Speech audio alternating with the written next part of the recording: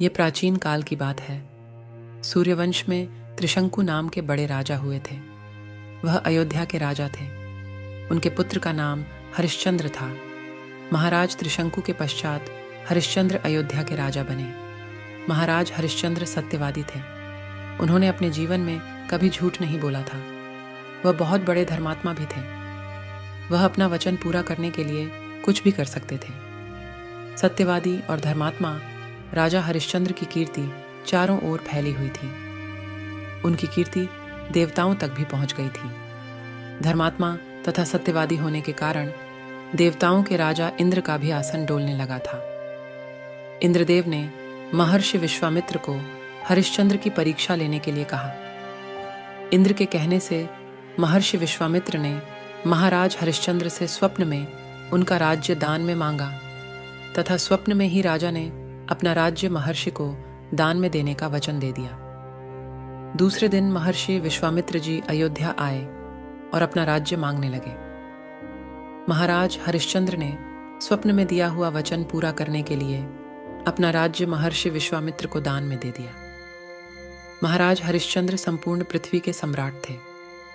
अपना पूरा राज्य उन्होंने दान कर दिया था। अब राजा के पास पहने हुए कपड़ों के अतिरिक्त कुछ भी शेष नहीं रह गया था। महर्षि विश्वामित्र ने राजा हरिश्चंद्र से कहा कि राजा दान की हुई भूमि पर आपको रहने का कोई अधिकार नहीं है। अब राजा ने तो संपूर्ण पृथ्वी ही दान में दे दी थी, इसलिए वह अपनी पत्नी और पुत्र के साथ काशी नगरी में आ गए। अब आपको लगेगा कि काशी तो पृथ्वी का ही भाग है, तो वहां कैसे चले गए? पुराणों में बताया है कि काशी नगरी भगवान शंकर जी के त्रिशूल पर बसी हुई है, इसलिए वह पृथ्वी पर होने पर भी पृथ्वी से अलग मानी जाती है। महाराज हरिश्चंद्र जब अयोध्या से चलने लगे तब महर्षि विश्वामित्र जी ने कहा, राजा जप तप और ध्यान दक्षिणा दिए बिना पूरा नहीं होता। तुमने इतना बड़ा राज्य दान किया है तो दक्षिणा में 1000 सोने की मुद्राएं भी दान करो। पूरा राज्य देने के कारण महाराज हरिश्चंद्र के पास अब कुछ भी नहीं था। राज्य के साथ राज्य का धन भी दान हो चुका था। महाराज हरिश्चंद्र ने विश्वामित्र जी से वह दक्षिणा देने के लिए 1 महीने का समय मांगा और काशी चले आए। काशी में आकर राजा ने अपनी पत्नी शैव्या को एक ब्राह्मण को बेच दिया। राजकुमार रोहिता एक छोटा बालक था। ब्राह्मण ने उसे अपनी मां के साथ रहने की अनुमति दे दी। महाराज ने स्वयं को एक चांडाल के हाथ बेच दिया और सबको बेचकर मिली 1000 सुवर्ण मुद्राएं महर्षि विश्वामित्र जी को दक्षिणा में अर्पण कर दी। महारानी शैव्या अब ब्राह्मण के घर दासी का काम करने लगी। चांडाल के सेवक बनकर महाराज हरिश्चंद्र स्मशान घाट पर चौकीदारी करने लगे।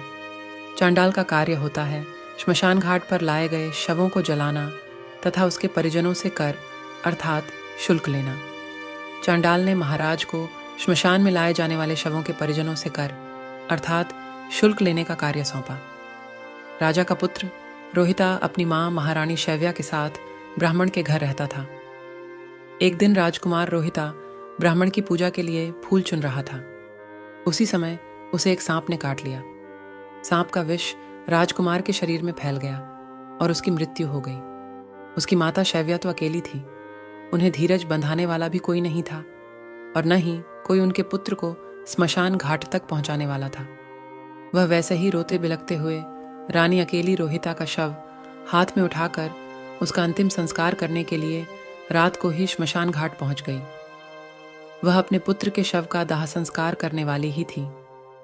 उसी समय महाराज हरिश्चंद्र वहां आ गए और श्मशान घाट का कर मांगने लगे। बेचारी महारानी के पास तो पुत्र को ढंकने के लिए कपड़ा भी नहीं था, तो वह कर कहां से दे पाती। महाराज की आवाज से महारानी ने उन्हें पहचान लिया और वह गिड़गिड़ाकर कहने लगी, महाराज, यह हमारा पुत्र रोहिता है। सांप काटने से उसकी मृत्यु हो गई है और मेरे पास कर देने के लिए कुछ भी नहीं है। महाराज हरिश्चंद्र को बहुत दुखक हुआ, किंतु वे अपने धर्म पर अटल रहे। उन्होंने कहा, रानी, मैं यहाँ चांडाल का सेवक हूँ। मेरे स्वामी ने मुझे कहा है कि बिना कर दिए किसी को शव नहीं जलाने देना, इसलिए तुम्हें कुछ तो देना ही पड़ेगा। रानी फूट फूट कर रोने लगी और कहा, महाराज, मेरे पास पहनी हुई साड़ी के अतिरिक्त कुछ नहीं है। मैं इस साड़ी में से आधी फाड़ कर आपको दे देती हूँ। आप हमारे पुत्र का अंतिम संस्कार करने की अनुमति दे दीजिए। वह अपनी साड़ी फाड़ने ही जा रही थी। उसी समय वहां भगवान नारायण, इंद्र, धर्मराज आदि देवता और महर्षि विश्वामित्र प्रकट हो गए। महर्षि विश्वामित्र ने कहा, हे राजा, तुम हमारी परीक्षा में उत्तीर्ण हो गए हो। तुम्हारा पुत्र रोहिता जीवित है। ये सब तो महर्षि ने योग माया से दिखलाया था। महाराज हरिश्चंद्र को चांडाल के रूप में खरीदने वाले साक्षात धर्मराज ही थे। महाराज हरिश्चंद्र सत्यनिष्ठ थे और सत्य साक्षात नारायण का रूप है। इस सत्यता के कारण महाराज हरिश्चंद्र और महारानी शैव्या भगवान के धाम चले गए और महर्षि विश्वामित्र ने रोहिता को अयोध्या का राजा बना दिया। महाराज हरिश्चंद्र की सत्यता के कारण उनके लिए एक दोहा प्रसिद्ध है, चंद्र टले सूर्य टले, टले जगत व्यवहार। पै दृढ़वत हरिश्चंद्र को टले न सत्य विचार।